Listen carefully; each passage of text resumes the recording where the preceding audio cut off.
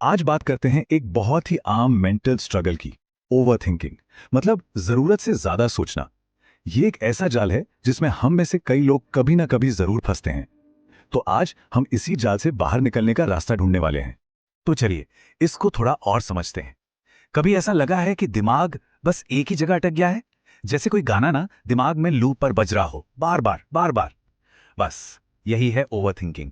एक ऐसा mental loop जिसमें हम एक ही बात को घुमाते रहते हैं और नतीजा कुछ भी नहीं, कोई सोल्यूशन नहीं। तो सबसे पहले ये समझना जरूरी है कि ये जो विचारों का जाल है, ये है क्या? क्या हर तरह की गहरी सोच को हम ओवरथिंकिंग कह सकते? नहीं, बिल्कुल नहीं। दोनों में एक बहुत बहुत बड़ा फर्क है।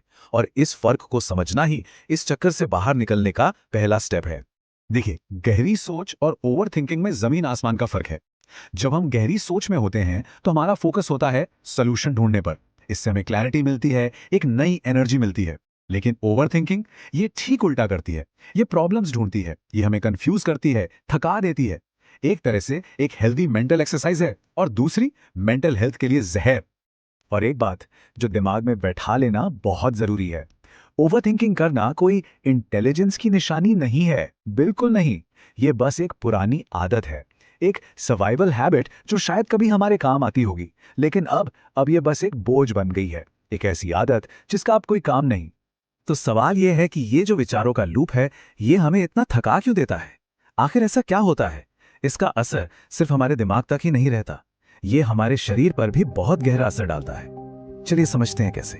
देखिए, ओवरथिंकिंग सिर्फ एक सोच नहीं है, ये एक फिजिकल और मेंटल इवेंट है। ये नेगेटिव थॉट्स का एक ऐसा साइकिल शुरू कर देती है जो हमारे मन और शरीर दोनों को बुरी तरह से इफेक्ट करता है। होता क्या है कि जब हमारा दिमाग किसी भी चीज को एक खतरे की तरह देखता है, और वो खतरा असली हो या बस एक ख्याल, दिमाग के लिए कोई फर्क नहीं पड़ता, तो हमारा बॉडी का एचपीए एक्सिस एक्टिवेट हो जाता है। आसान भाषा में कहें तो बॉडी में कॉर्टिजोल जैसे स्ट्रेस हार्मोन्स रिलीज होने लगते हैं। और जब हम लगातार ओवरथिंक करते हैं तो हमारा शरीर हमेशा उस स्ट्रेस मोड में रहता है, जैसे वो किसी खतरे से लड़ने या भागने के लिए हर वक्त तैयार हो। और लंबे समय तक जब ऐसा चलता है तो इसके नतीजे भी काफी गंभीर हो सकते हैं। मेंटली देखें तो थकान, चिड़चिड़ापन, किसी चीज पर फोकस ना कर पाना। और फिजिकली सिर दर्द, मसल्स में टेंशन, नींद की दिक्कतें, और तो और हमारा इम्यून सिस्टम भी कमजोर पड़ जाता है। लेकिन अच्छी खबर यह है कि इस जाल से बाहर निकला जा सकता है। तो अब हम प्रॉब्लम से सॉल्यूशन की तरफ बढ़ते हैं। चलिए बात करते हैं 3 ऐसे सॉलिड तरीकों की जो इस साइकिल को तोड़ने में हमारी मदद कर सकते हैं। तो हमारा पहला तरीका है लिखना, जर्नलिंग करना। इसका साइकोलॉजिकल बेनिफिट बहुत पावरफुल है। जब हम अपने विचारों को अपने दिमाग से निकालकर कागज पर उतार देते हैं तो हम उन्हें उस दिमागी लूप से आजाद कर देते हैं। वो एक बाहरी, एक ठोस चीज बन जाते हैं। इस मेथड का नाम है लिखें और छोड़ें। बहुत सिंपल है। स्टेप 1, जो भी ख्याल दिमाग में घूम रहा है उसे पेपर पर लिख डालिए। स्टेप 2, उस ख्याल से जुड़ी फीलिंग को पहचानिए। क्या वो डर है, गुस्सा है या कुछ और? उसे नाम दीजिए। और स्टेप 3, जो सबसे जरूरी है, उस कागज को सचमुच में फेंक दीजिए, फाड़ दीजिए या डिलीट कर दीजिए। 2024 की एक जापानीज स्टडी में यह पाया गया कि जब हम फिजिकली उस कागज को फेंकते हैं तो नेगेटिव इमोशंस में भी काफी कमी आती है। चलिए अब आते हैं हमारे दूसरे तरीके पर। यह एक बहुत पावरफुल ग्राउंडिंग टेक्निक है। नाम है 5-4-3-2-1 मेथड। इसका इस्तेमाल अक्सर पैनिक और एंजाइटी को रोकने के लिए किया जाता है। ये करती क्या है? ये हमारी अवेयरनेस को दिमाग के अंदर के शोर से निकालकर बाहर की दुनिया में, प्रेजेंट मोमेंट में ले आती है। इसे इस्तेमाल करना बहुत आसान है। जब भी लगे कि आप ओवरथिंकिंग में फंस रहे हैं, बस रुकिए और अपने आसपास की 5 चीजें देखिए, कोई भी 5 चीजें। फिर 4 अलग अलग आवाजों को सुनने की कोशिश कीजिए। उसके बाद 3 अलग अलग सेंसेशंस को महसूस कीजिए, जैसे आपके कपड़ों का टच या कुर्सी की सतह। फिर 2 अलग अलग स्मेल्स को पहचानिए और आखिर में एक ऐसी चीज का नाम लीजिए जिसे आप टेस्ट कर सकते हैं।